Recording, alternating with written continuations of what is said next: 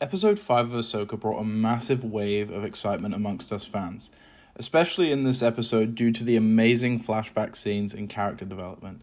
Today, I thought it would be best to explain these flashbacks and explain these pivotal moments in Ahsoka's journey, both as a Jedi Padawan in the first flashback to the leader that we see at the end.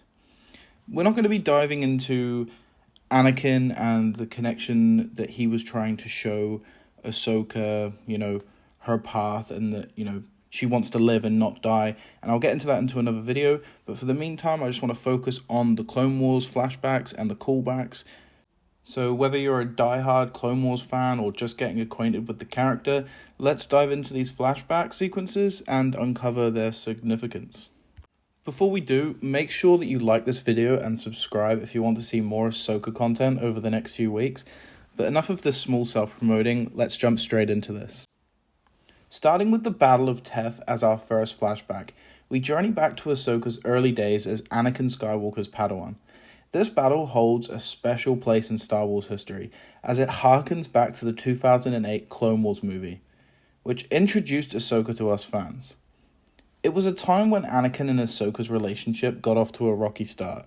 Anakin initially had reservations about having Ahsoka as his Padawan, but this battle was a turning point. It was here that their bond began to form. Man, seeing Hayden play the Clone Wars version of Anakin that we got so accustomed to seeing in the Clone Wars series with Matt Lanter was the best, and just props to Hayden for doing his homework because honestly, he got the perfect balance between the two takes of the character. Seeing the Phase 1 clone troopers in action was pretty awesome too, especially since the last time we saw them was in Attack of the Clones when they were CGI. Ariana Greenblatt as a young Ahsoka here also looked great. It took a little time to grow onto me, but in the end, I really think that they got the casting spot on, and I really think she captures that Ashley Eckstein essence, even to the point where I think she sounded like Ashley's version of Ahsoka at certain times. Our second flashback takes us to a moment when Ahsoka commanded her own squadron of clones during the later episodes of Season 1 The Clone Wars. Taking place at Ryloth, sadly, the battle resulted in significant clone casualties due to Ahsoka's decisions and disobedience of the orders she was given. She felt the weight of guilt and responsibility that we saw in this episode, but this experience was a vital lesson for her character development. In this scene, we got some fantastic dialogue between both Anakin and Ahsoka. Ahsoka expresses that she didn't train for this, and Anakin responds with, "You must adjust to the times," and goes on to explain that when Obi-Wan was training Anakin, he was teaching him to become a keeper of peace. But now with the times, it's about winning the war, and he has to teach Ahsoka to be a soldier. This is particularly powerful because I really don't think people realize how young Ahsoka really is in the Clone Wars. In this flashback alone, she's only 14 years old, and to be chucked in headfirst into a war at that age just really shows how damaging everything ended up being for Ahsoka. But yeah. Moving on to the third sequence in these flashbacks, we had the Siege of Mandalore. Personally, this is in my top 3 favorite arcs from the Clone Wars series, and it's no wonder it made its way into these flashbacks. This battle coincides with the events of Revenge of the Sith, adding a layer of depth to the Star Wars narrative. Ahsoka and Captain Rex led a division of Anakin's clones to aid the Mandalorians against the rule of Darth Maul. What makes this battle even more significant is that it's followed by a crucial moment in Ahsoka's life. Shortly after the Siege of Mandalore, Ahsoka had a vision of Order 66 and sensed Anakin's fall to the dark side. This marked a significant growth point for Ahsoka, highlighting the harsh reality that she would always be in the midst of conflict.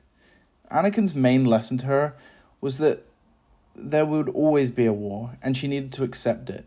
It's a lesson that ties into her relationship with Sabine, who is tired of losing loved ones. Ahsoka realizes that when people fight for you, there's a risk they might die, but she must learn how to accept this reality. We also got to see a brief cameo of Rex in this sequence, and how much Ahsoka has developed in just the span of 3 years, I must say.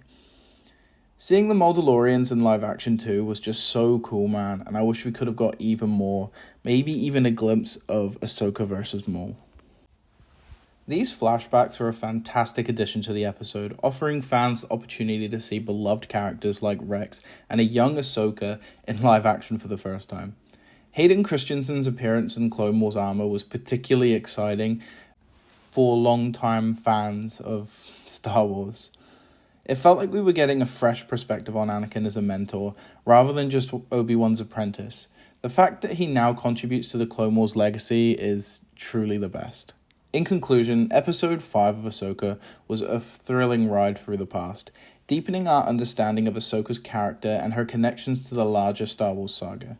Personally, I would rate this episode a perfect 10 out of 10. There was so much more in these flashbacks, and I'm going to be delving into more of it over the coming days.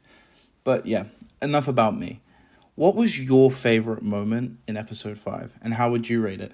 Share your thoughts in the comments, and take care till I see you next time. Cheers.